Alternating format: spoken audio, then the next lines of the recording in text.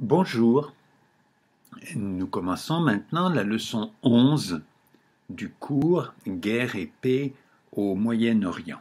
C'est le début du troisième chapitre de ce cours sur les guerres israélo-arabes. Ce chapitre sera beaucoup plus long que le chapitre 2 qui n'a compris que deux leçons. La première de ces guerres israélo-arabes, elle a lieu en 1948. Elle a été précédée d'une période de guérilla des Juifs établis en Palestine contre l'administration mandataire britannique. L'immigration clandestine, limitée par le livre blanc publié par les Britanniques en 1939, cette immigration clandestine n'a jamais cessé pendant la guerre, mais avec la fin de la guerre, elle devient plus importante. Et cette immigration clandestine entraîne de nombreux accrochages violents entre les forces britanniques et les forces armées juives qui sont divisées en deux organisations. La plus nombreuse qui obéit au Conseil national juif, c'est-à-dire au gouvernement de fait de la colonie juive de Palestine, qui est dirigée par Ben Gurion déjà à ce moment-là. Cette organisation officielle qui s'appelle la Haganah, cette armée semi-officielle de la communauté juive, organise l'immigration clandestine et a des affrontements avec les Britanniques. Il y a une deuxième force armée juive en Palestine qui est l'Irgun. L'Irgun, c'est l'organisation armée du mouvement, du parti révisionniste fondé par Jabotinsky, dont je vous ai déjà parlé. Le chef de l'Irgun, c'est un homme qui s'appelle Menachem Begin. Menachem Begin, après l'indépendance d'Israël, va être le chef d'un parti politique très important et va devenir Premier ministre d'Israël en 1977. J'aurai l'occasion d'en reparler. Donc, ces deux organisations armées, l'Irgun qui fait des attentats directs contre certains Arabes et contre l'administration britannique, la Haganah qui officiellement ne fait pas d'attentats contre les Britanniques, mais a des affrontements avec les forces britanniques dans le cadre de l'organisation de l'immigration clandestine. Et la relation entre les deux organisations est assez complexe puisque, par exemple, le 22 juillet 1946, un attentat très grave a lieu contre l'hôtel du roi David à Jérusalem, qui est presque certainement à ce moment-là le plus bel hôtel de la ville, et où se trouve l'état-major de l'armée britannique en Palestine. Bon, cet attentat qui fait 91 morts, dont 28 britanniques, et les autres ce sont essentiellement des employés de l'hôtel, cet attentat, il est organisé par l'Irgun à la demande de la Haganah. La Haganah veut faire un attentat contre les Britanniques et demande à l'Irgun de le faire parce que eux, ils voulaient se compromettre moins dans des attentats contre les Britanniques. Ils vont ensuite dénoncer l'Irgun comme ayant fait un crime inadmissible, mais en réalité, c'était fait de connivence entre les deux. Il y a donc une guérilla juive d'attentats et d'affrontements contre les forces britanniques en Palestine, ce qui oblige les Britanniques à maintenir 100 000 hommes en Palestine à ce moment-là, ce qui était un chiffre complètement démesuré, plus qu'en Inde à la même époque. J'ai déjà eu l'occasion de vous le dire. Donc les Britanniques, ils ont un problème cette fois très sérieux avec l'opposition des Juifs de Palestine à leur présence en Palestine. Ils ont aussi un problème très sérieux avec les États-Unis qui font pression sur les Britanniques. Le thème principal des pressions américaines sur les Britanniques, c'est la demande que les Britanniques accueillent immédiatement 100 000 réfugiés juifs qui sont dans des camps de personnes déplacées en Europe pour qu'ils puissent se réfugier en Palestine. Les Britanniques insistent sur le fait qu'ils doivent continuer à appliquer les limites prévues dans le livre blanc de 1939 et que accepter ces 100 000 juifs supplémentaires en Palestine créerait une situation complètement explosive dans les relations avec les Arabes. Alors, la position des États-Unis sur cette affaire, qui va être très importante, elle est politiquement à la fois intéressante et ambiguë. Le département d'État, c'est-à-dire le ministère des Affaires étrangères à Washington, est prudent et pro-arabe. Ils ont beaucoup de compréhension pour les arguments des Britanniques et ils estiment que favoriser le développement de ce qui risque à tout moment de devenir, ce qui va devenir un État juif, c'est le but très déclaré des dirigeants sionistes, à la fois en Palestine et ailleurs dans le monde, notamment aux États-Unis. Que ça va créer des problèmes très sérieux pour les intérêts des États-Unis dans la région, pour leurs relations avec les pays arabes, qui sont importants pour le long terme. C'est pendant la Deuxième Guerre mondiale que commence la production de pétrole en Arabie saoudite. Le pétrole saoudien est exploité par une compagnie américaine, alors que en Iran, en Irak, c'était plutôt les Britanniques, quelquefois en partageant un petit peu avec les Français, qui produisaient le pétrole et retiraient les bénéfices financiers de la production pétrolière de ces pays. Dans le cas de l'Arabie saoudite, le pétrole est une entreprise américaine dès le départ. Ce sont les Américains qui développent la production pétrolière en Arabie saoudite et l'Arabie saoudite devient un des alliés de base à la fois politique et économique des États-Unis dans le monde.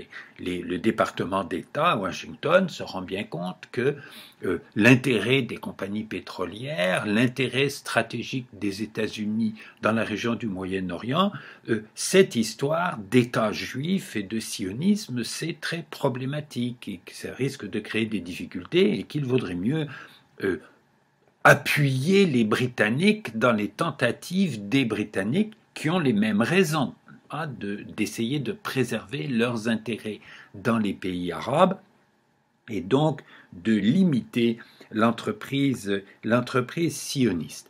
Le président des États-Unis, qui est Truman à ce moment-là, a une position différente, beaucoup plus pro-sioniste, essentiellement pour des raisons de politique intérieure américaine, à cause de l'influence de la communauté juive aux États-Unis, pour une part, et de la sympathie très grande de beaucoup de gens aux États-Unis pour l'entreprise sioniste. Le sionisme est une colonisation différente des autres colonisations qui existent à la fin du 19e ou au début du 20e siècle, parce que c'est une colonisation, je crois vous l'avoir déjà dit, de dépossession plus que d'exploitation des Palestiniens. Il s'agit de prendre leur place. Et le caractère choquant de cette colonisation est moins visible par les gens aux États-Unis qu'en Europe, parce que les États-Unis aussi sont le résultat d'une colonisation de dépossession. Les Américains, enfin les Européens qui émigrent en Amérique du Nord et qui vont créer les États-Unis, ils ne sont pas venus là pour exploiter les Amérindiens. Ils sont venus là pour exclure, pour chasser les Amérindiens. Il y a une parenté historique entre les États-Unis et l'État d'Israël. L'État d'Israël apparaît à beaucoup d'Américains comme la répétition à petite échelle de quelque chose qui a été fondateur dans l'histoire des États-Unis eux-mêmes. Je crois que c'est quelque chose qu'il faut bien comprendre, que évidemment la communauté juive aux États-Unis est extrêmement influente sur la politique américaine. Il y a beaucoup de juifs américains qui sont anti-sionistes, qui pensent que la création de l'État d'Israël, ce n'est pas une bonne idée. Mais ceux qui sont dominants dans la communauté juive, c'est ceux qui sont pro-sionistes d'abord, qui vont devenir pro-israéliens ensuite. Mais la position favorable des États-Unis à la création de l'État d'Israël et ensuite au soutien à l'État d'Israël ne repose pas seulement sur l'influence des communautés juives aux États-Unis. Ça repose sur quelque chose de beaucoup plus profond et ça ne repose pas non plus sur les intérêts stratégiques ou économiques des États-Unis au Moyen-Orient. C'est quelque chose qu'il faut comprendre bien. Il y a un livre très très éclairant là-dessus, c'est le livre de Alison Weir, Against Our Better Judgment, qui est la formule d'un des politiciens ou hauts fonctionnaires américains de l'époque, qui explique que le soutien au mouvement sioniste à cette époque, juste avant et juste après la création de l'État d'Israël, a été fait contre le meilleur jugement des décideurs politiques américains du point de vue de ce qui étaient les intérêts des États-Unis dans la région du Moyen-Orient.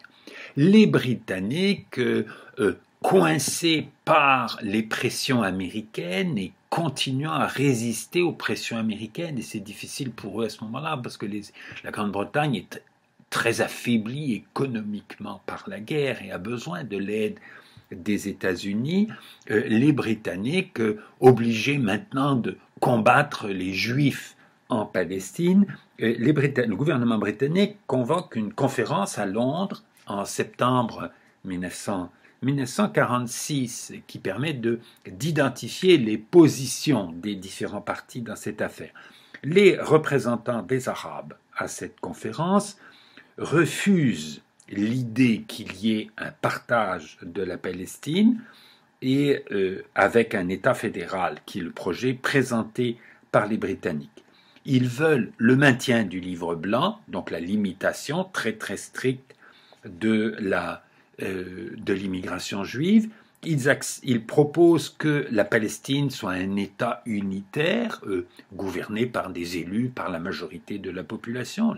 Les Arabes sont encore les 2/3 largement de la population de la Palestine à ce moment-là, et ils disent que les Juifs pourraient avoir une autonomie communautaire ressemblant à ce qu'était le Miette dans l'Empire ottoman, ou ressemblant à ce qui est en train de se créer à ce moment-là au Liban, pas dans la cohabitation entre les différentes communautés religieuses, et ça ne s'appliquerait qu'aux Juifs qui sont arrivés là légalement, c'est-à-dire qui étaient arrivés depuis au moins 10 ans et qui ne sont pas le produit de cette immigration clandestine qui s'est passée pendant la guerre et qui continue depuis la fin de la guerre. Alors, les porte-paroles des Juifs demandent le partage, mais refusent de dire quel partage, quelles seraient les limites acceptables pour eux de ce partage, et donc les Arabes refusent qu'il y ait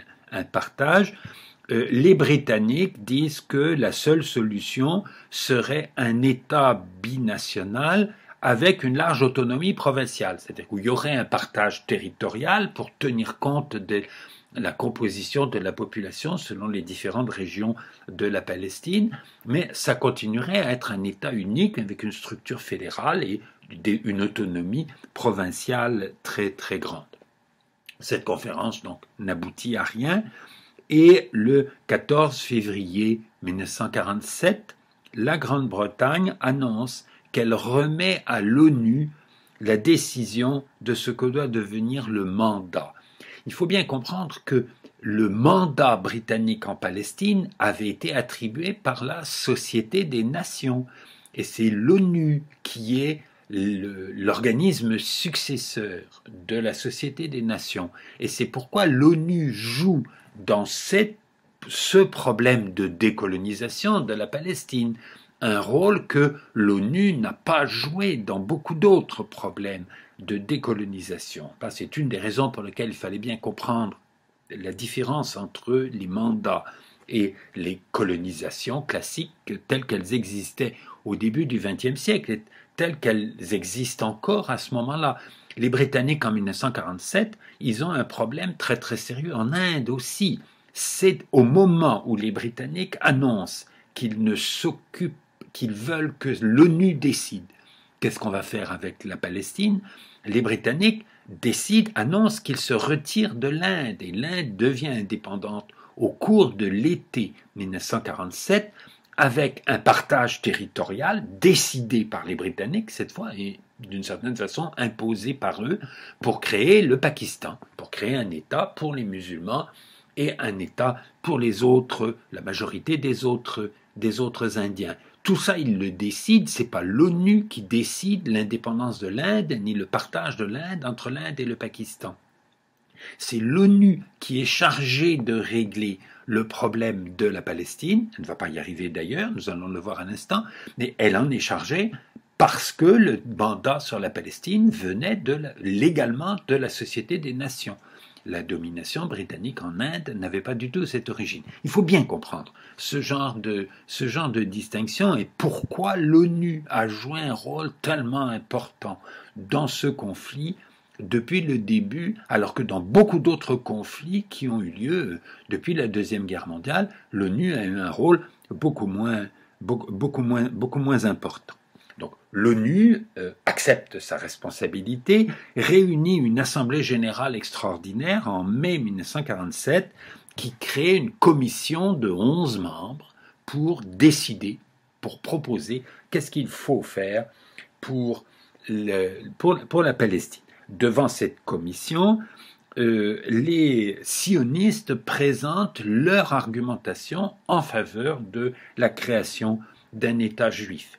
Ce qui est remarquable, c'est que dans cette argumentation, il n'est presque pas question ni de Hitler, ni du massacre des Juifs pendant la Deuxième Guerre mondiale. L'idée que l'État d'Israël a été créé en réparation du massacre des Juifs par Hitler pendant la Deuxième Guerre mondiale est une idée qui va se développer beaucoup plus tard. C'est pas du tout une idée importante en 1947. L'idée qu'il faut un refuge pour les survivants en Europe, ça joue un rôle dans l'argumentation des sionistes, nous l'avons vu, c'est les pressions américaines pour demander que les Britanniques acceptent 100 000 immigrants juifs immédiatement en Palestine, etc., depuis 1945.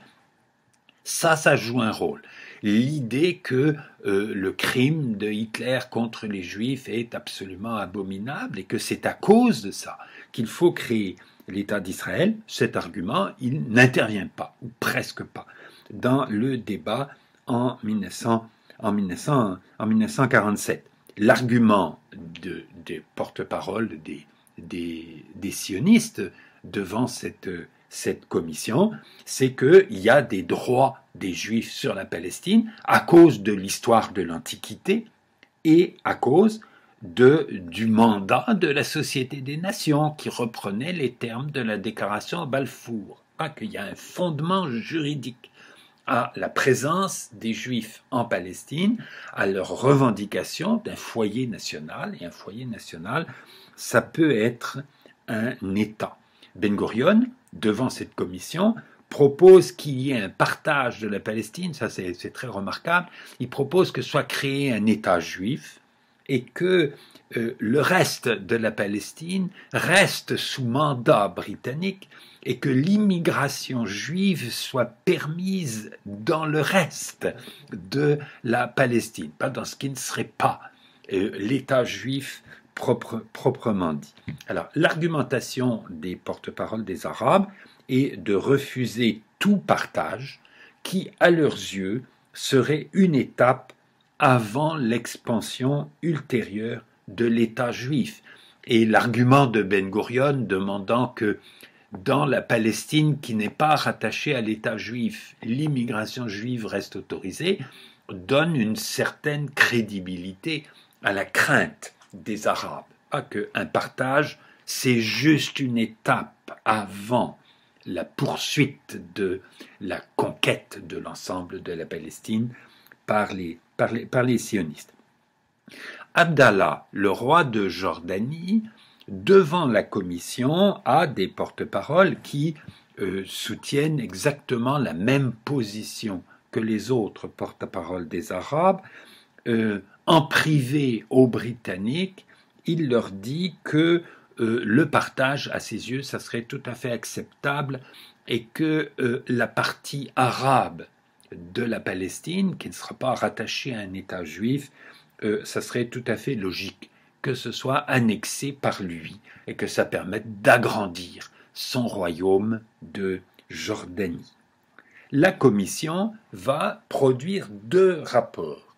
Un rapport majoritaire qui est présenté par 7 membres de la commission, dont le Canada, dont le délégué a un rôle très important dans les débats de la commission et dans l'élaboration ce qui va être le plan de partage de l'ONU, propose un partage territorial de la Palestine avec une union économique, c'est-à-dire on crée 2 États, on définit les frontières de ces 2 États, on ne déplace pas les populations, les Arabes qui se retrouvent du côté de l'État juif doivent rester là, pouvoir rester là, les Juifs qui se retrouvent dans les limites de l'État arabe doivent pouvoir rester là, et les 2 États doivent avoir une union économique entre eux pour qu'il n'y ait pas de... Ils doivent avoir des droits de douane communs vis-à-vis de l'extérieur, ils ne doivent pas avoir d'obstacles aux échanges économiques entre eux. Donc, quelque chose d'apparemment très, très bien imaginé, si vous voulez, pour que les gens puissent vivre en paix ensuite. Il y a un rapport minoritaire qui est présenté par 3 des membres de la commission, qui sont l'Inde, l'Iran et la Yougoslavie. L'Iran qui est un pays musulman, la Yougoslavie qui est un des pays d'Europe où il y a des musulmans, une population musulmane non négligeable en Yougoslavie, et l'Inde où il y a là aussi, même après la création du Pakistan, il continue à y avoir une minorité importante de la population de l'Inde qui sont des musulmans. Et le gouvernement de l'Inde a le souci de garder des bonnes relations avec les musulmans dans la population de l'Inde. Donc ces 3 membres de la commission proposent un État binational avec une structure compliquée pour un partage de pouvoir entre les 2 communautés. Alors, c'est le plan de partage, le plan majoritaire dans la commission, qui va être soumis à l'Assemblée générale.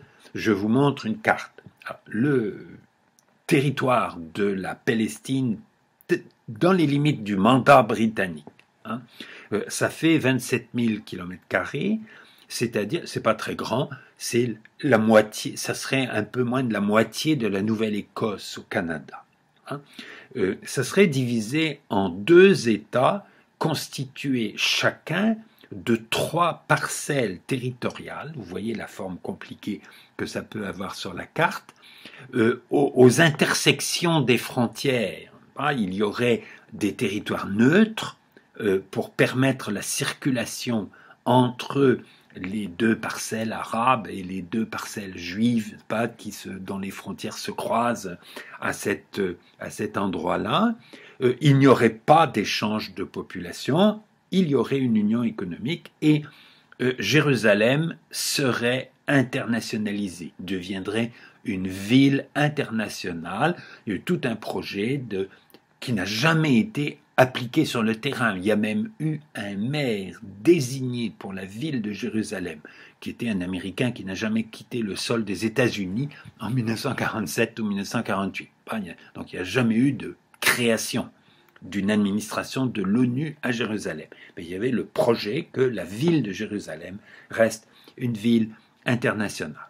Alors, dans l'État juif, il y aurait eu 900 000 habitants, dont un peu plus de 400 000 Arabes, c'est-à-dire 45% de la population, sans compter les Bédouins. Dans le Negev, dans le sud, qui est presque désertique, mais qui est rattaché à l'État juif, il y a une population de Bédouins, c'est-à-dire de nomades.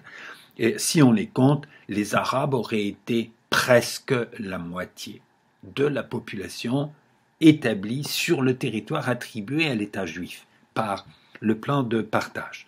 Dans l'État arabe, il y aurait eu 735 000 habitants, dont 10 000 juifs, c'est-à-dire 1,3% de la population. Retenez ces chiffres. Selon le plan de partage, dans l'État juif, la moitié de la population, ou presque, aurait dû être des Arabes. Dans l'État arabe, 1,3% de la population aurait été des Juifs. Et alors, dans la ville de Jérusalem et le territoire autour, pour créer une zone qui ne soit pas trop minuscule, il y aurait eu un peu plus de 200 000 habitants, dont presque la moitié sont des Juifs. Alors, rendu devant l'Assemblée générale, ce projet va être modifié avant d'être voté, et la ville de Jaffa, au bord de la Méditerranée, qui était attribuée par le plan initial entièrement à l'État juif, va être rattachée à l'État arabe, ce qui diminue la proportion d'Arabes dans l'État juif. Là, il y aurait plus, avec le transfert de Jaffa à l'État arabe, il n'y aurait plus que 40% de la population sédentaire de l'État juif qui aurait été des Arabes. Ça diminue un peu la proportion d'Arabes dans l'État juif, et ça fait un État arabe qui est maintenant constitué de 4 parcelles, n'est-ce pas, les 3 parcelles territoriales qui sont sur la carte que je vous ai montrée, et la ville de Jaffa, il y a une petite tache jaune au bord de la Méditerranée, si vous regardez bien, ça c'est Jaffa, tel qu'attribué à l'État arabe par le plan de partage définitif. Alors, ce plan, il est complètement incohérent. Il est incohérent parce que l'État unitaire ou l'État binational sont impossibles à créer parce que les deux populations n'acceptent pas de cohabiter. Les Arabes n'acceptent pas la présence des Juifs qui sont là, ou la présence de la plupart d'entre eux. Les Juifs veulent un État juif. Et donc les projets politiques sont incompatibles, et effectivement la solution était le partage. On ne m'a pas demandé mon avis à l'époque, je n'étais pas en état de le donner, mais le Canada joue un rôle important dans les discussions de cette commission de l'ONU. Je pense que la position de dire il faut créer 2 États parce que on ne veut pas déménager de force les 700-800 000 Juifs qui sont aujourd'hui en Palestine. Ce n'est pas possible politiquement, ça n'est pas acceptable. Ils ne sont pas capables de créer un État commun avec les Arabes, et les Arabes ne veulent pas créer un État commun avec eux. Donc, il faut faire un partage, et il fallait faire un partage viable, alors que ce partage-là ne l'est pas. On ne peut pas faire un État commun parce que les populations n'acceptent pas de coopérer entre elles, mais on fait un partage qui impose la coopération à cause du tracé des frontières, à cause de l'union économique et à cause de la présence de tellement d'Arabes à l'intérieur de l'État juif. Le vote a lieu le 29 novembre 1947. Alors, à l'époque, l'ONU n'a que 57 membres. Il y a beaucoup moins de membres qu'aujourd'hui. Notamment, beaucoup de pays européens ne sont pas membres de l'ONU. L'Allemagne et tous les pays qui ont été les alliés de l'Allemagne, et aussi l'Espagne et le Portugal, qui ne sont pas membres de l'ONU à ce moment-là. Et en Afrique, la plupart des pays africains sont colonisés, ne sont pas indépendants et ne sont pas membres de l'ONU. L'ONU, ce sont des pays européens et des pays d'Amérique. Sur le continent américain, au contraire, presque tous les États sont membres de l'ONU. Alors, le vote, il y a 33 pays qui votent pour, les États-Unis, l'URSS, presque tous les pays d'Europe et d'Amérique qui sont membres de l'ONU, l'Australie, la Nouvelle-Zélande dans l'océan Pacifique, les Philippines en Extrême-Orient, qui sont un satellite des États-Unis à ce moment-là, et en Afrique, deux des États indépendants qui existent en Afrique, l'Afrique du Sud et le Libéria. Le Libéria qui est une colonie non déclarée des États-Unis, pas depuis très longtemps. L'explication du vote, ce sont les pressions américaines sur les États d'Amérique latine qui votent en faveur du plan de partage et les pressions soviétiques sur des pays comme la Pologne, la Roumanie, la Bulgarie, etc., qui votent en faveur du plan de partage. Il y a des pays qui votent contre. Ce sont tous les pays arabes membres de l'ONU, mais certains pays arabes qui sont indépendants aujourd'hui sont encore colonisés à l'époque et n'ont pas la voix au chapitre. La Turquie et l'Iran, deux des pays voisins des Arabes, la majorité de la population est musulmane, le Pakistan, l'Afghanistan, encore des pays musulmans, l'Inde vote contre, et en Europe, la Grèce, et en Amérique, Cuba. Cuba, je ne sais pas du tout pourquoi. C'est pas du tout un Cuba communiste comme aujourd'hui. Pourquoi l'État de Cuba a voté contre le plan de partage en 1947, je ne le sais pas. La Grèce, c'est plus intéressant. La Grèce vote contre le plan de partage, c'est le seul pays européen qui vote contre. En Grèce, l'Église orthodoxe grecque est extrêmement influente dans la société. Et les Arabes qui sont chrétiens parmi les Palestiniens, il y a entre 10 et 20% des Arabes de Palestine qui ne sont pas musulmans, qui sont chrétiens. Et la grande majorité d'entre eux sont des orthodoxes grecs. Il y a aussi des catholiques, il y a aussi des arméniens, il y a aussi des gens d'autres églises chrétiennes. Mais en général, un arabe chrétien en Palestine, c'est un orthodoxe grec. Et les contacts des clergés, s'il y a eu des gens en Europe, au moment en 1947-48, qui ont été sensibles aux arguments des Arabes, personne en Occident n'écoute les arguments des Arabes à ce moment-là, de leur porte-parole. Il y a eu probablement l'Église orthodoxe grecque, comme il y a eu l'Église catholique en France. Il y a moins de catholiques parmi les Palestiniens que d'orthodoxes, mais il y en a un tout petit peu. Et les publications en France, certaines publications dépendant directement du clergé catholique, ont, sur ce qui s'est passé en 1947-48, une vision très différente du gouvernement, de presque tous les médias et de la majorité de l'opinion publique, qui sont complètement pro-israéliens sans hésitation. S'il y a eu en France des gens qui présentent les choses d'une façon avec plus de compréhension envers les Palestiniens, il y a très très peu de musulmans en France à l'époque. Et ce sont des gens très pauvres, travailleurs manuels, qui n'ont vraiment pas d'influence dans la société. Ce n'est plus le cas aujourd'hui, mais à l'époque, ce sont des milieux catholiques assez traditionnels qui ont été capables d'entendre les arguments des Arabes dénonçant l'injustice qui leur a été faite dans cette affaire. Et dans le cas de la Grèce, là, l'Église était suffisamment influente pour déterminer ou influencer sérieusement le vote du gouvernement. Et enfin, il y a des pays qui s'abstiennent, la Grande-Bretagne, la Chine, la Yougoslavie, l'Éthiopie en Afrique, troisième pays africain. Bon, il y a l'Égypte aussi qui est en Afrique, mais l'Égypte, un pays arabe qui vote contre. L'Éthiopie s'abstient. Le Libéria et l'Afrique du Sud, je vous l'ai dit, votent pour. En Amérique latine, il y a plusieurs pays qui s'abstiennent, mais la majorité des pays d'Amérique latine votent en faveur du partage. La majorité des 2/3, 33 sur 57, a été possible grâce au vote des pays latino-américains qui sont obtenus par des pressions des États-Unis. Il n'y a aucune raison pour que la Colombie ou le Salvador une opinion particulière sur le partage de la Palestine.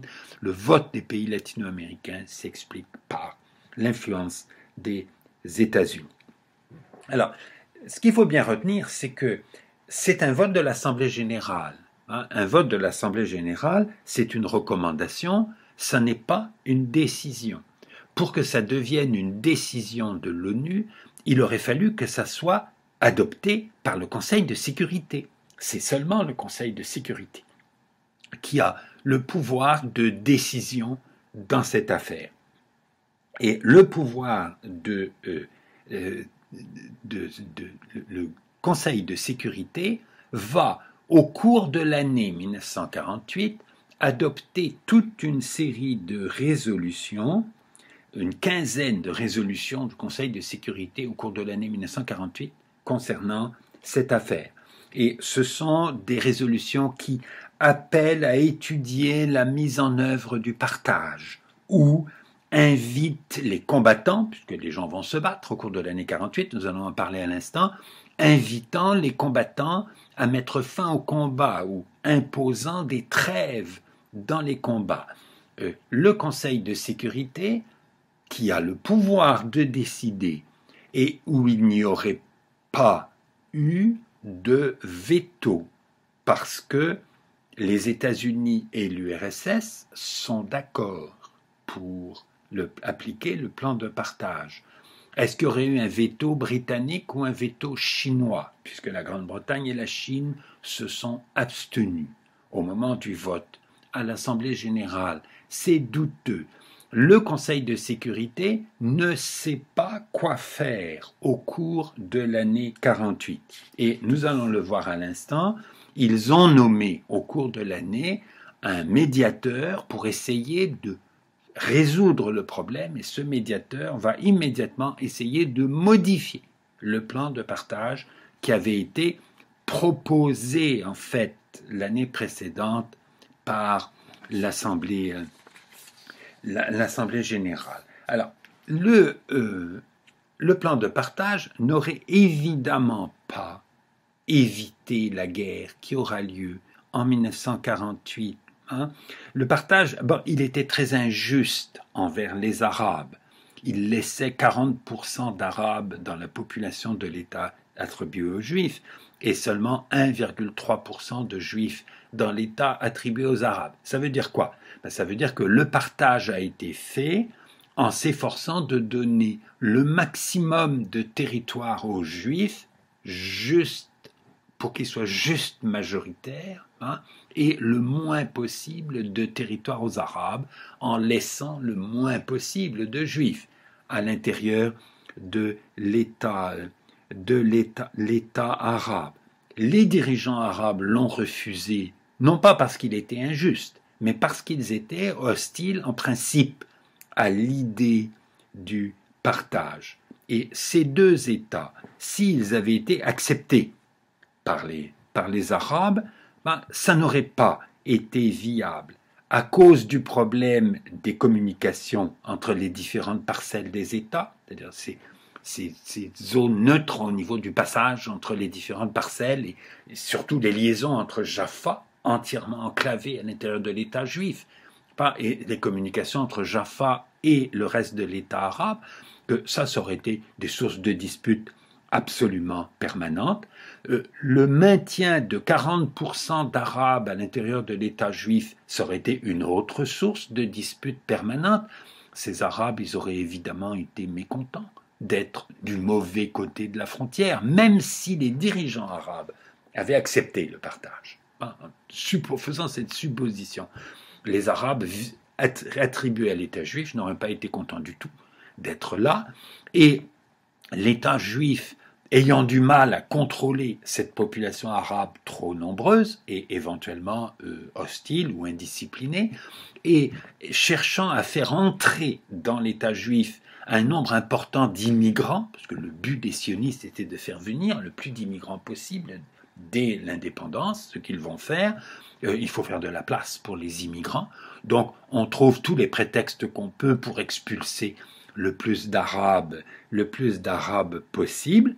Évidemment, ça aurait débouché sur des affrontements armés, et ces affrontements armés n'auraient pas pu ne pas remettre en cause les frontières telles que déterminées par le plan de partage, pas parce que le mélange territorial entre les deux États aurait eu pour conséquence évidemment que si le plan de partage avait été accepté par les Arabes, très vite il y aurait eu la même guerre qu'en 1948, les Juifs ayant besoin de prendre le contrôle de territoires qui ne leur sont pas attribués par l'État,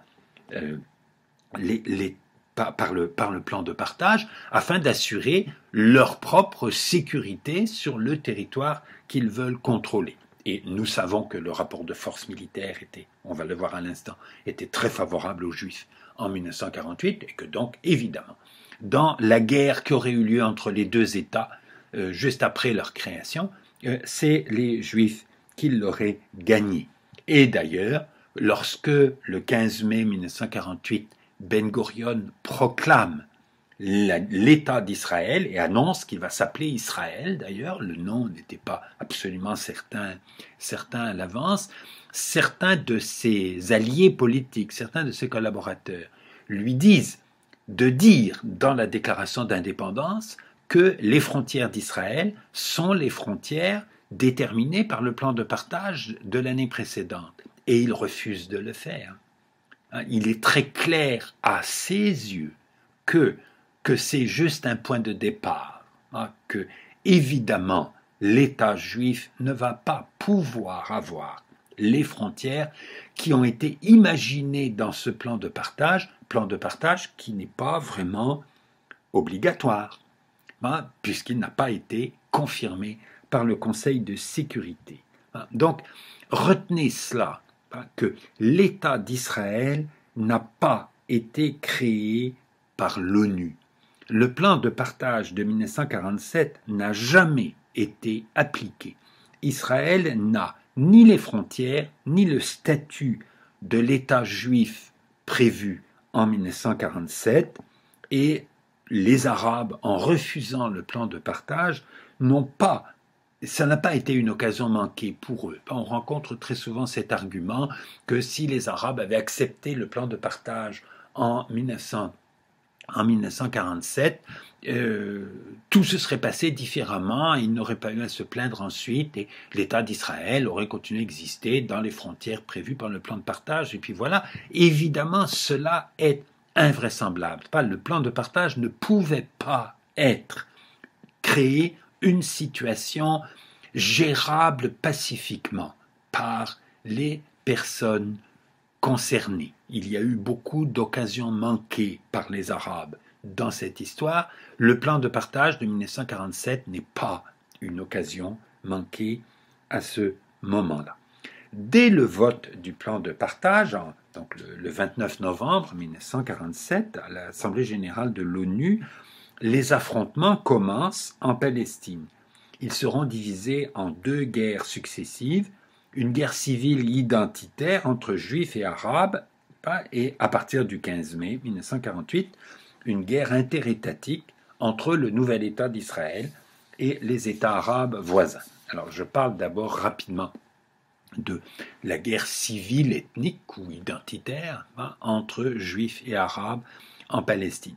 Le mandat britannique ne prend fin officiellement que le 15 mai. Des pressions sont faites par l'ONU sur les Britanniques pour qu'ils retardent cette date, pour qu'on essaie de trouver comment on pourrait appliquer ce plan de partage inapplicable. Les Britanniques refusent.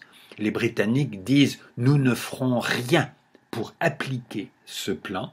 Nous ne voulons appliquer qu'une solution qui serait acceptée par les deux parties, les Juifs et les Arabes. » C'est leur position depuis longtemps. Ils continuent à avoir cette position. Ils se sont abstenus à l'ONU. Ils ont dit à l'ONU, nous, on ne fera rien pour appliquer ce plan. Ils ne font aucun effort pour transmettre leurs moyens administratifs aux deux États successeurs. À cet égard, c'est très différent de ce qu'ils font en Inde. pas en Inde, ils vont vraiment transmettre le pouvoir à des autorités successeurs en l'été 1947. En Palestine, ils ne font rien de tout ça. Ils annoncent, on ferme, on évacue nos troupes, on ferme nos bureaux, vous vous débrouillez. Leur objectif principal est de limiter les pertes politiques pour eux, notamment les pertes pour leur influence dans les pays arabes. Parce que s'ils font quoi que ce soit qui semble appliquer sur le terrain le plan de partage, les États arabes qui ont condamné, qui ont désapprouvé pour des raisons de principe le plan de partage, vont le reprocher aux Britanniques. Donc, ils ont un objectif secondaire, c'est d'aider Abdallah. Abdallah, c'est le roi de Jordanie, qui a cette armée assez sérieuse, encadrée en partie par des officiers britanniques. Abdallah, il est le meilleur allié des Britanniques dans la région.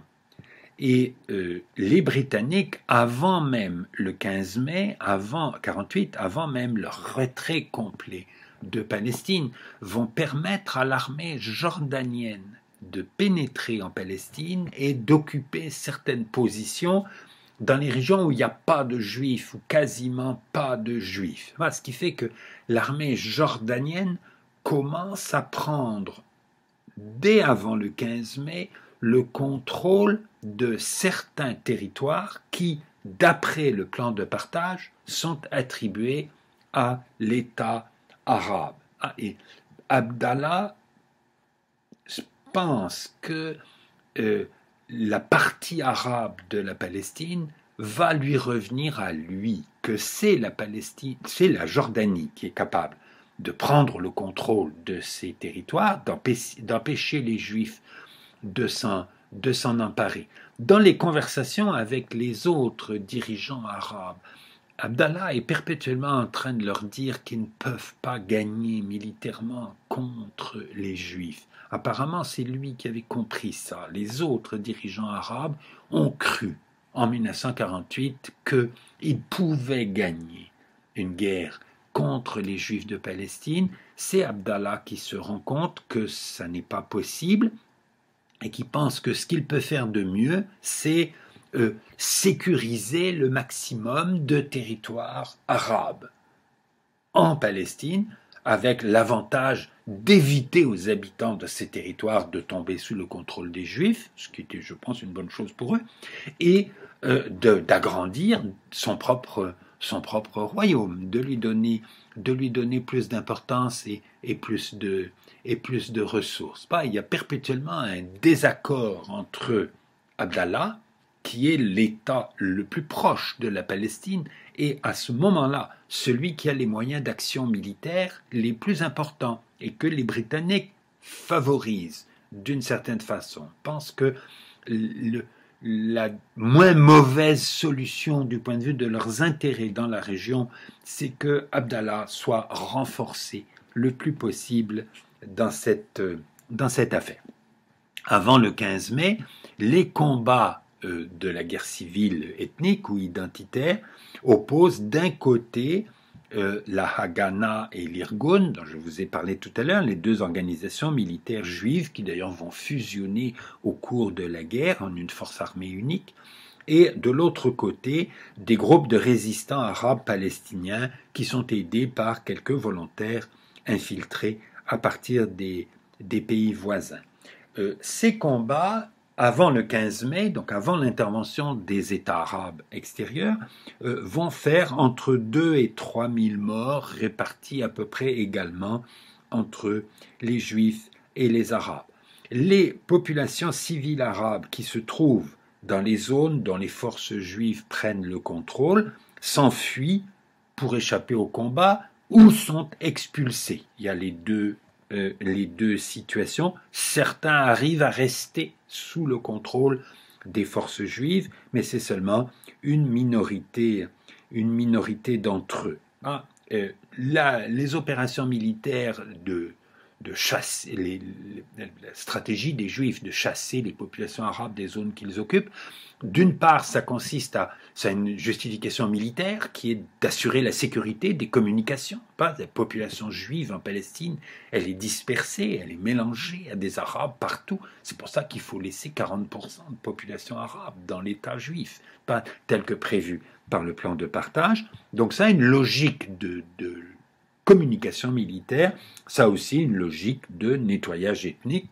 Il s'agit de faire diminuer le nombre de ceux qui seraient des citoyens indésirables dans l'État juif. Si les opérations militaires permettent de se débarrasser d'une partie de ces 40% d'Arabes qui seraient dans l'État juif, ce n'est évidemment pas inutile.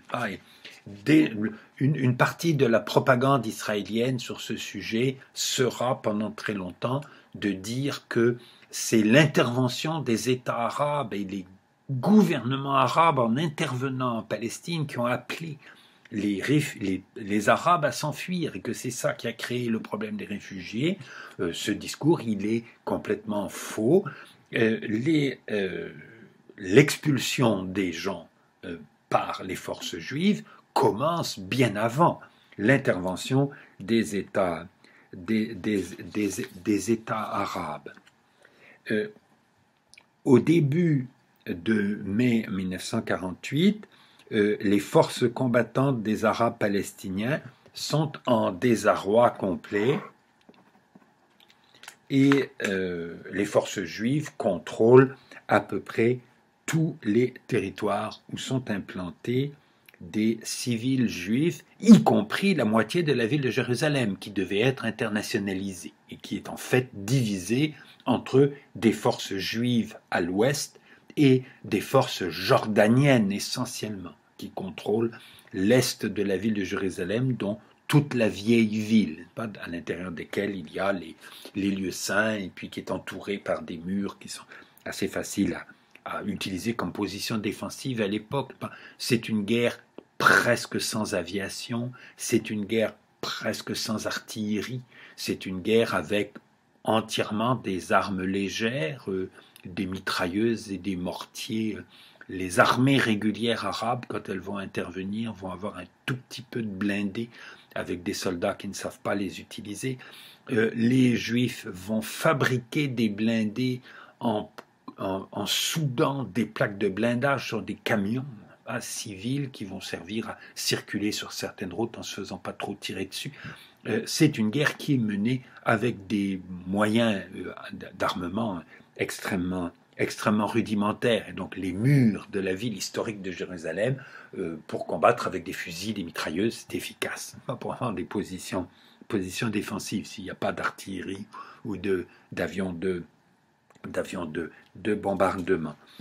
La question des réfugiés dont je parlais à l'instant, l'accusation portée par les Israéliens, la propagande israélienne, que ce sont les États arabes qui ont appelé à ça. Alors, les gens qui ont étudié ça sérieusement savent depuis longtemps que c'est faux. C'est devenu officiellement faux à partir du milieu des années 1990, où au moins deux autres historiens israéliens, Benny Morris et Ilan Pappé, vont publier, à partir d'archives israéliennes, vont publier des livres qui montrent que la politique d'expulsion des Arabes en 1948 n'a pas été complètement systématique. Il y a certains endroits où ils sont restés, mais elle a été presque systématique. Et qu'il y a ceux qui ont fui les combats, il y a ceux qui ont été chassés, les habitants de Jaffa ont été mis dans des camions et emmenés ailleurs, n'est-ce pas, avec la coopération de l'armée britannique d'ailleurs, avec la préoccupation humanitaire qui aide ceux qui font du nettoyage ethnique. Si on vient en aide aux gens qui sont chassés, on aide ceux qui les chassent à les chasser bien clairement. Et la revendication des Palestiniens ensuite, j'y reviendrai, elle repose essentiellement sur le fait qu'ils n'ont pas été autorisés à revenir. Beaucoup des réfugiés de 1948 sont des gens qui se sont déplacés de quelques dizaines de kilomètres pour échapper à des combats et qui, lorsque les combats se terminent, se retrouvent avec une frontière entre l'endroit où ils sont et l'endroit où ils habitaient et où on ne les laisse pas revenir.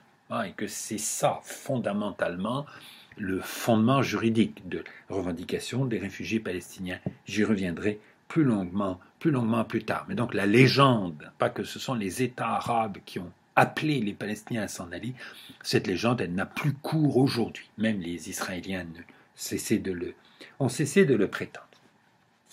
La guerre interétatique, elle commence dès le retrait des forces britanniques.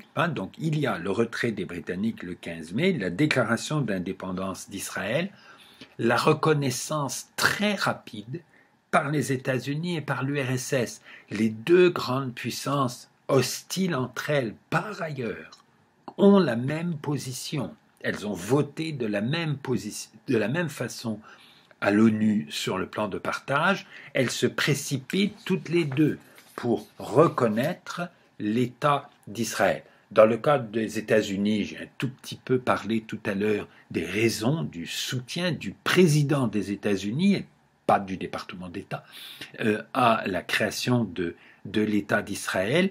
Dans le cas de l'URSS, il y a l'idée que les Juifs de Palestine ont combattu les Britanniques depuis 1945 et que la création de cet État juif va faire progresser les intérêts de l'Union soviétique dans la région du Moyen-Orient en contribuant à faire partir les Britanniques. La position soviétique va changer plus tard, mais en 1948, les États-Unis et l'URSS contribuent toutes les deux à aider à la création de l'État d'Israël. Alors, les États arabes interviennent, peut-être un peu par solidarité avec les Palestiniens. Nous avons vu, quand nous avons parlé de la création de la Ligue arabe, que la cause de la Palestine est une des causes symboliques qui fasse une sorte d'unanimité apparente au sein des États membres de la Ligue arabe. Un autre aspect de l'intervention des États arabes, c'est leur méfiance envers la Jordanie et Abdallah. Les Égyptiens, ce qu'ils redoutent, c'est l'influence britannique. Les Séoudiens, les Syriens, ce qu'ils redoutent, c'est l'influence britannique dans la région. Et l'instrument principal de l'influence britannique, ce sont les Hachémites. La Jordanie d'Abdallah avec son armée, l'Irak avec son pétrole et ses ressources financières, et l'Irak qui lui est l'allié de la Jordanie très clairement dans ce conflit. Les autres États arabes ont peur de voir la Jordanie gagner dans ce conflit. Les décisions des gouvernements arabes sont prises en se trompant complètement sur le rapport de force, en croyant que une victoire contre les Juifs en Palestine, ça pourrait être facile. Apparemment, l'exception, c'est Abdallah et ses conseillers militaires britanniques, pas dans son armée, qui sont capables de lui expliquer pourquoi. C'est pas facile, ça ne sera pas facile de gagner une guerre contre les Juifs établis en Palestine avec leur organisation qui est déjà très bonne, leur expérience militaire qui est déjà très bonne. Les autres États arabes, ils sont là pour empêcher les Juifs de s'emparer de la Palestine et aussi pour empêcher Abdallah de s'emparer de la Palestine, ce qui lui donnerait trop de puissance, donc trop de puissance aux Britanniques, puisque Abdallah est considéré comme le meilleur allié des Britanniques dans la région, ce qu'il est effectivement. Alors, les combats ont lieu et sont entrecoupés de trêves. L'ONU décide des trêves et les gens sont plus ou moins obligés de les respecter sur le terrain. Il y a des combats d'abord du 15 mai au 11 juin 1948 et puis il y a une trêve imposée par l'ONU. Cette trêve a aidé beaucoup les Israéliens parce que au début de la guerre, ils ont peu d'armes. Ils ont besoin de faire venir des armes. Et la trêve à partir du 11 juin va leur permettre de faire venir des armes de l'extérieur. C'est pas très difficile de trouver des armes dans le monde à ce moment-là parce que c'est plein de vieux matériel abandonnés après la Deuxième Guerre mondiale. Et les Israéliens vont même arriver à avoir quelques avions de combat qui sont des avions Messerschmitt, des avions de conception allemande. Il y avait une usine qui fabriquait des avions pour les Allemands en Tchécoslovaquie, occupée par l'Allemagne pendant la guerre.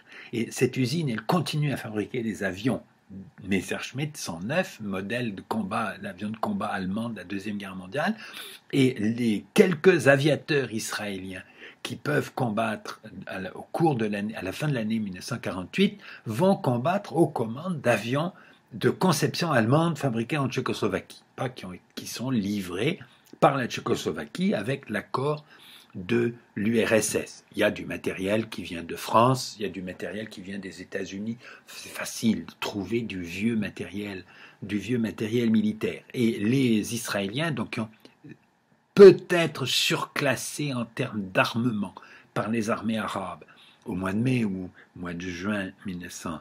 Enfin, entre le 15 mai et le 11 juin, à partir du 11 juin, ils auront beaucoup moins de problèmes. Les combats reprennent du 8 juillet au 18 juillet.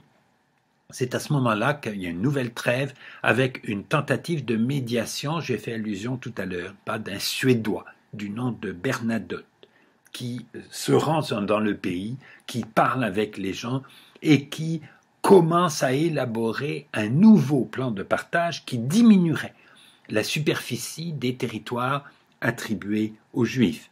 Bernadotte est assassiné par un commando juif le 17 septembre 1948 et la mission Bernadotte n'aboutira à rien. Du 15 au 22 octobre, il y a une reprise du combat des Israéliens, cette fois seulement contre l'armée égyptienne qui est dans le sud. Du 28 au 31 octobre, des opérations très rapides contre le Liban, l'armée libanaise, c'est vraiment très peu de choses à ce moment-là. Du 28 décembre au 6 janvier, il y a une nouvelle offensive contre les Égyptiens où l'armée israélienne pénètre dans le Sinaï assez loin, n'est-ce pas, et encercle une partie de l'armée égyptienne. Elle va se retirer ensuite. En tout, il y a eu 55 jours de combat depuis le 15 mai, 165 jours en tout si on compte depuis décembre 1947, si on additionne les jours de ce que j'ai appelé la guerre civile identitaire avant le 15 mai et la guerre interétatique après le 15 mai. Alors, pourquoi les Israéliens ont gagné? Ils ont gagné pour une raison que j'ai déjà évoquée, c'est ceux d'entre eux qui ont eu un entraînement militaire sérieux en Libye pendant la Deuxième Guerre mondiale, dans l'armée britannique. Ils ont une unité de commandement, alors que les armées arabes autour agissent complètement sans se coordonner entre elles, et même avec une méfiance très grande entre les Jordaniens d'un côté et leurs alliés irakiens qui coopèrent avec eux, et les Syriens au nord et les Égyptiens au sud, qui considèrent les Jordaniens presque autant comme des ennemis que les Israéliens dans cette affaire. Donc il n'y a pas d'unité de commandement, et surtout les armées arabes, elles sont à la périphérie du théâtre d'opération, alors que les Israéliens peuvent déplacer leurs troupes très facilement sur des lignes de communication intérieure. Il y a dans l'armée israélienne des soldats beaucoup plus compétents, beaucoup mieux entraînés que d'autres. C'est eux qu'on déplace, pas d'un théâtre d'opération à un autre, à chaque fois qu'il y a une bataille sérieuse à livrer. Mais surtout, ce qu'il faut savoir, c'est que contre la légende de cette guerre, que j'ai cru moi-même, pas dans l'intoxication dont j'ai été l'objet avant de travailler là-dessus sérieusement, que en 1948, il y a cette guerre extraordinaire où vous avez 800 000 juifs d'un côté, 40 millions d'arabes de l'autre, et où les juifs gagnent contre 40 millions d'arabes. C'est vraiment absolument extraordinaire. En fait, les 40 millions d'Arabes, les paysans de la vallée du Nil ne jouent aucun rôle dans la guerre, les paysans irakiens de la vallée de l'Euphrate non plus, et puis les paysans syriens, et puis les bédouins séoudiens. Ceux qui combattent, ce sont les soldats. Et les soldats israéliens ont toujours été plus nombreux que tous leurs adversaires additionnés sur les champs de bataille. Il y a eu en tout, en mai 1948, il y a 28 000 Arabes qui envahissent la Palestine, 5 500 Égyptiens, 6 000 Jordaniens. L'armée jordanienne en tout c'est 9 000 soldats, mais ils ne sont pas tous venus en Palestine, donc c'est plutôt 6 000 que 9 000, 6 000 Syriens, 4 500 Irakiens, quelques Libanais, et il y a encore quelques Palestiniens qui combattent, mais ils ont été presque complètement neutralisés par les Israéliens avant le 15 mai. Donc les armées arabes, 28 000 en mai, en octobre, ils atteindront 55 000 soldats arabes intervenant en Palestine. Du côté israélien, en juillet 48, il y a 65 000 soldats israéliens, donc presque le double des soldats arabes au même moment. Au début de 1949, ils sont 115 000. Je ne veux pas dire hommes, mais il y a beaucoup de femmes qui combattent. Il y a des femmes dans l'armée israélienne, vous le savez. Les femmes ne sont pas dans les unités combattantes. En 1948, beaucoup d'entre elles étaient dans les unités combattantes. Ces combattants, les Israéliens ont eu 6 000 morts dans cette guerre. C'est de très loin la guerre où les Israéliens ont eu le plus de morts. Ils en auront presque 3 000 en 1973. Mais en 1973, les Juifs israéliens, c'est les Juifs qui fournissent les hommes dans l'armée, les Juifs israéliens sont déjà plus de 3 millions, alors que en 1948, ils étaient 800 000, donc 6 000 morts pour les 8. Ce sont des pertes assez importantes, même si ça reste une guerre minuscule par rapport à ce dont nous avons parlé dans la Première Guerre mondiale. Les pertes de cette guerre israélo-arabe sont minuscules. Donc 6 000 Israéliens, 1 400 Égyptiens tués, peut-être en tout 5 000 soldats arabes, sans compter les Palestiniens, peut-être aussi 5 ou 6 000 Palestiniens. Il est probable que la population arabe de Palestine a eu autant de morts que la population juive de Palestine en 1948, ce qui n'inclut pas évidemment tous ceux qui ont fui, pas tous ceux qui ont été chassés et qui n'ont pas été autorisés à revenir. Alors, quels sont les résultats de cette guerre?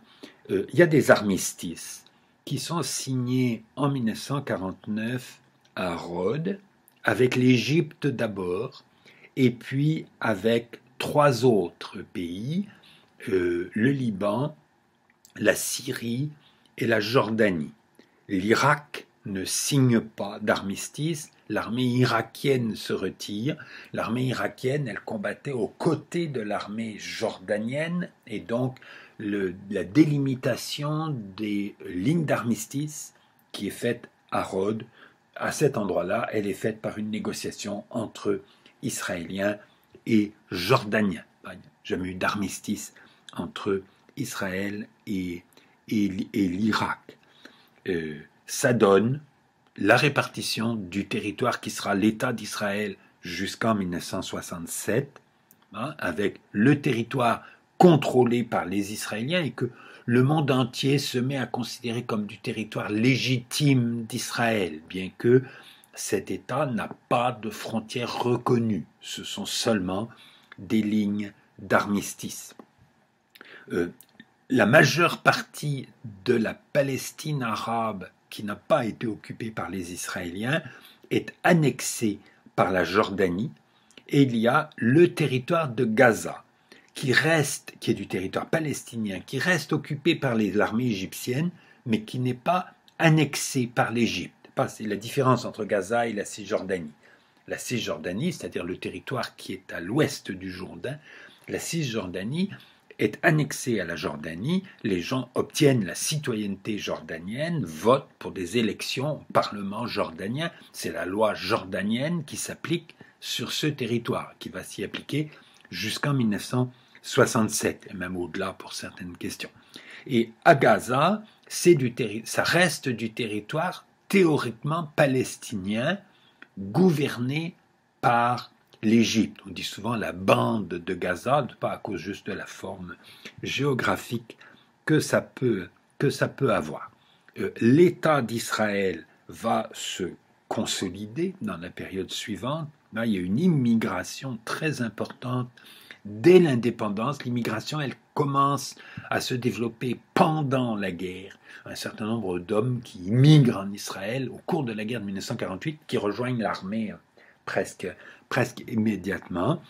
Cette immigration, elle vient d'Europe et elle vient des pays arabes. C'est-à-dire qu'il y avait une population juive importante dans les pays arabes. Il y en avait en Syrie, il y en avait en Irak, il y en avait au Yémen, dont la survie dans ces pays-là devient beaucoup plus problématique et qui vont immigrer en Israël dans les années immédiatement après 1949. Une partie des Juifs égyptiens vont rester là jusqu'en 1956. Les Juifs en Afrique du Nord vont rester là tant que c'est sous contrôle français. Le protectorat français en Tunisie, au Maroc, qui prend fin en 1956. L'Algérie devient indépendante en 1962. Presque tous les Juifs algériens vont émigrer en France. Une partie d'entre eux vont émigrer en Israël. Une bonne partie des Juifs tunisiens vont émigrer en Israël. Eux, ils ne sont pas citoyens français, c'est plus difficile pour eux de venir en France. Le pays arabe où il reste une population juive non négligeable jusqu'à aujourd'hui, c'est le Maroc. Une partie des Juifs marocains vont émigrer vers Israël. Beaucoup vont émigrer au Canada. On trouve beaucoup de Juifs d'origine marocaine à Montréal. La population juive de Montréal, c'est assez important. Et il continue à y avoir une population juive au Maroc. Le Maroc est le pays où le gouvernement a essayé de protéger la population juive locale. Donc il y a toute une nouvelle immigration sioniste de gens qui viennent là, pas tellement par conviction sioniste, mais parce qu'ils n'ont pas tellement le choix. En pratique, l'État d'Israël en 1949 a 1 million d'habitants, dont 200 000 Arabes.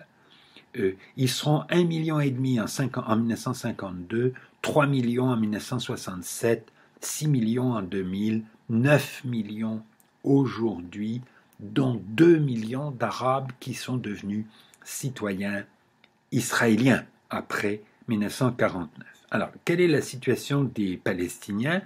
Il y a 700 000 réfugiés dans les pays voisins, un grand nombre à Gaza.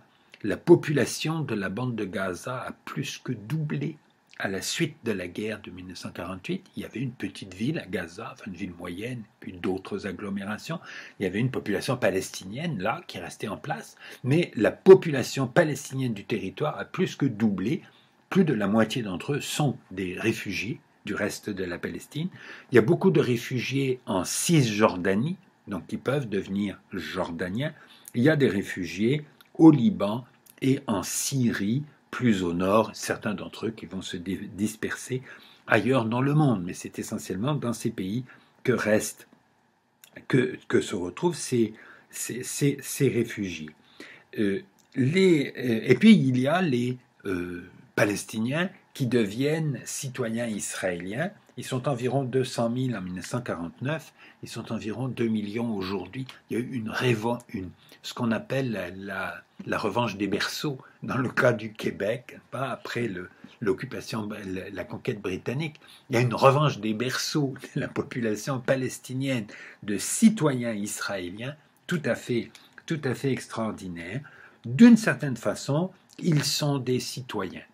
Ils ont un droit de vote, ils ont des écoles publiques subventionnées par les fonds publics. Ils ont un système de santé, ils peuvent accéder au système de santé israélien qui est pendant très longtemps un des meilleurs du monde. Je ne sais pas si c'est encore vrai aujourd'hui. Beaucoup de services publics israéliens se sont beaucoup dégradés depuis une quarantaine d'années. Mais pendant longtemps, Israël va avoir un État interventionniste avec une très faible inégalité de revenus entre les populations, etc., et des services publics qui fonctionnent assez bien.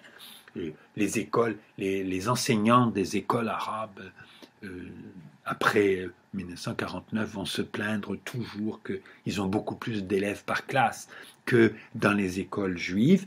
Les écoles sont séparées selon la religion. Il y a des écoles pour les juifs, il y a des écoles pour les musulmans, il y a des écoles pour les chrétiens. Il y a un système de ségrégation. On ne veut pas faire de la ségrégation raciale, mais on fait de la ségrégation religieuse en matière scolaire, comme ce qu'on a fait au Québec pendant très longtemps. Mais ça ne correspond pas à la même situation politique dans le cas d'Israël que dans le cas du Québec.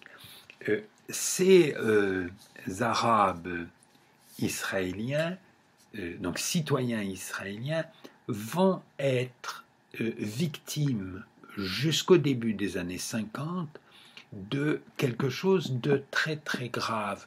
C'est l'expropriation des terres. Il y a 700 000 Arabes qui sont partis. Ils ont laissé des terres cultivables, ils ont laissé des maisons dans les villes, ils ont laissé des tas de choses derrière eux. Et l'État d'Israël ne peut pas les laisser revenir, ne veut pas, et je crois ne peut pas. L'État d'Israël n'aurait pas pu fonctionner avec 40% d'Arabes dans sa population. Laisser revenir les réfugiés de 48 était impossible dans le contexte de l'époque.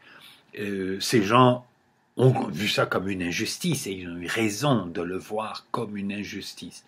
Mais je pense que c'est une injustice qui n'avait pas de solution raisonnable, sauf en gagnant une guerre contre Israël, mais les États arabes ne sont pas capables de gagner une guerre contre Israël, ils viennent d'en faire la démonstration. Donc les terres ou les maisons abandonnées par les réfugiés sont réutilisées, et puis il y a cette immigration juive très importante, puisque la population juive d'Israël va doubler entre 1949 et 1952.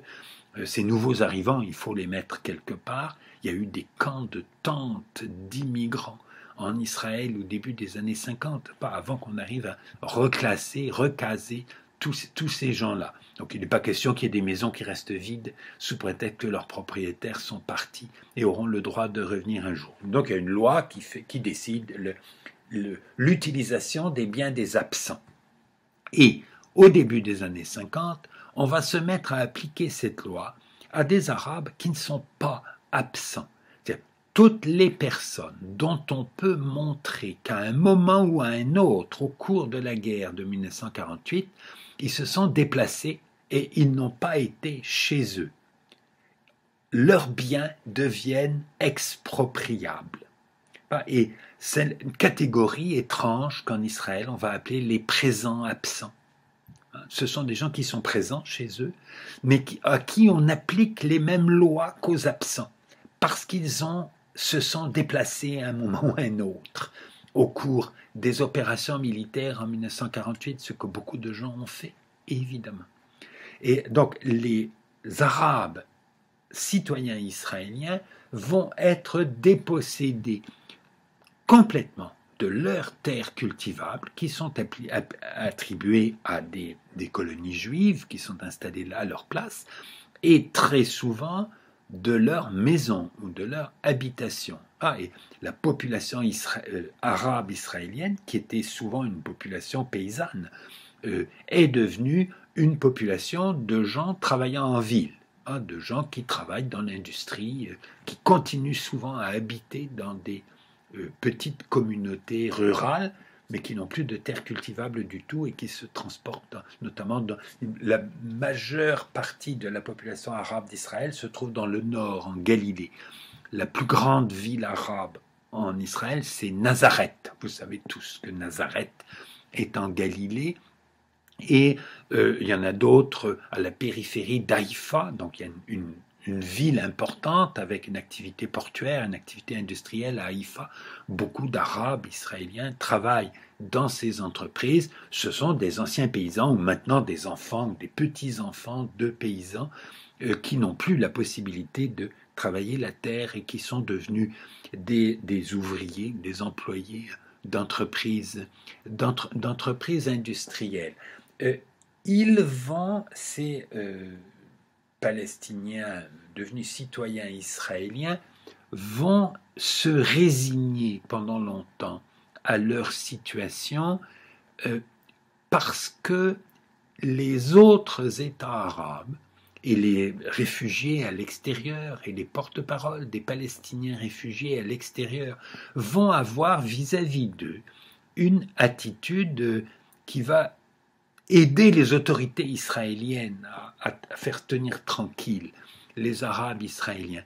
Les Arabes qui sont restés vont être dénoncés comme étant des traîtres par ceux qui sont partis. Pas ceux qui sont partis vont dire c'est nous qui avons eu raison de partir. Et ceux qui sont restés, ils ont accepté de se soumettre aux Israéliens ou de devenir les collaborateurs des Israéliens. Et donc, la possibilité pour les Palestiniens citoyens israéliens, jusqu'en 1967, la possibilité pour eux de développer un nationalisme palestinien, une solidarité avec les Palestiniens de l'extérieur. Cette possibilité n'existe pas parce qu'ils sont plus ou moins rejetés par les autres. Les Israéliens font à leurs citoyens arabes un sort qui n'est pas enviable, mais qui n'est pas non plus insupportable, avec des injustices, avec des discriminations, avec des avantages. Bon, un autre des éléments du statut des Arabes israéliens, c'est qu'ils n'ont pas besoin de faire les services militaires, ce qui est un gros avantage. On ne veut pas d'eux dans l'armée, on ne leur fait pas confiance. Ils ont le droit d'être volontaires dans l'armée. Il y a des Arabes dans l'armée israélienne, mais c'est des gens qui ont été volontaires. La population arabe, en général, ne fait pas le service militaire, qui est très très lourd pour les jeunes gens et les jeunes filles. Dans la population israélienne, pendant longtemps, ils font 2 ans et demi de service militaire, 3 ans de service militaire à certaines époques. C'est extrêmement lourd à supporter. Les Arabes sont dispensés de ça parce qu'ils n'ont pas fait des services militaires. Certains emplois réservés aux gens qui ont fait des services militaires ne leur sont pas accessibles, mais ils ont la possibilité de vivre en étant citoyen israélien d'origine palestinienne ou d'origine arabe.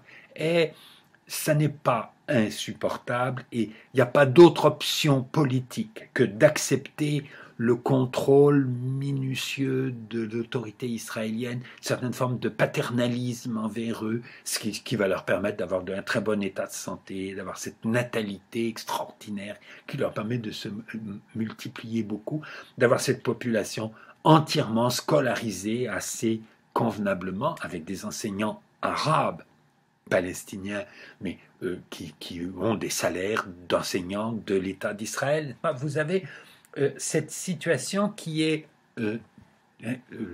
pas enviable, mais pas non plus insupportable, et auquel les Arabes israéliens vont se résigner pendant longtemps.